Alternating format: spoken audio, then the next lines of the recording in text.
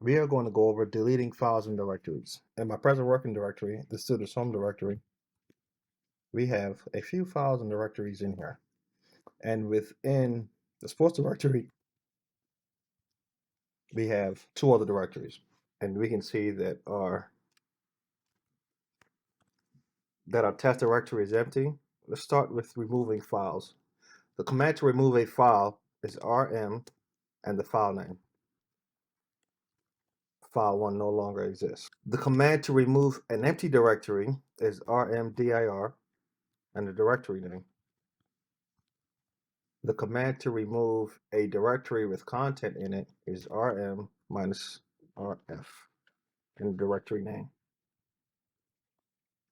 To get a better understanding of what the arguments are that are used in this command or any command, you can always use the help argument, which would show that the lowercase r or capital R is the recursive arguments that goes into the directory, and the f argument is the force argument, which ignores non-existent files and arguments, and it doesn't prompt for any files or directories to be deleted. It just removes them.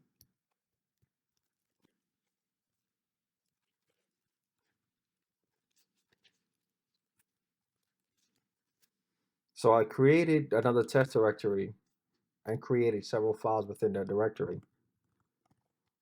So if I wanted to remove everything within a test directory with just the rm command, and I use the relative path test / file everything. So I've created a new test directory and several files within it. You can remove files and directory also with the absolute and relative path. To remove a file with using the absolute path, it would be the command and the absolute path to the location of the file. The relative path to do the same to remove a file will be the command rm and then the path from your present working directory, including the file name.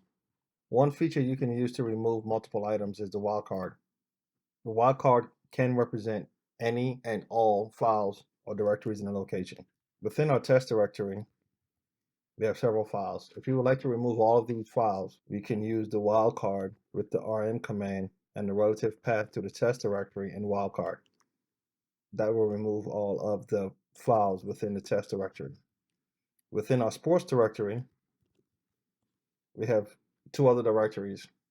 To remove all of the subdirectories within the sports directory, we would use the rm minus rf command. And the reason we're going to use the rm minus rf versus the rmdir command is because the football directory is not an empty directory. It has a subdirectory of Chiefs. So we must use the recursive and force arguments with the rm command.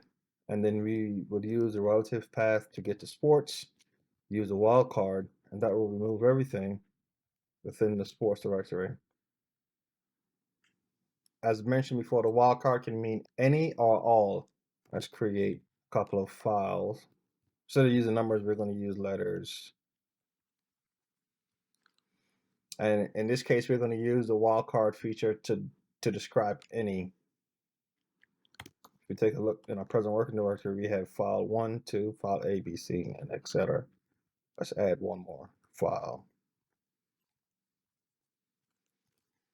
So to remove the files with the numbers, actually this is a bad example.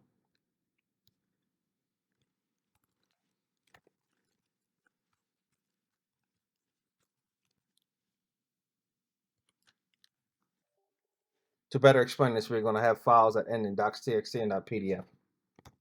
So if we want to remove all of the files that end in .txt, we will use the rm command, file, rm command, or we can just use the wildcard .txt, which will leave the PDF files only. So anything that starts with, actually we don't want to use the wildcard here because I don't want to remove the update file. We'll use file, anything after the word file and ends in .txt. We'll remove all of the txt files, leaving the PDF. So to recap, to remove a file, the command is rm and the absolute path or relative path to the file name. To remove a directory, the command is rmdir if the directory is empty. If the directory is not empty, to remove a directory, command is rm minus rf and the relative or absolute path to the directory.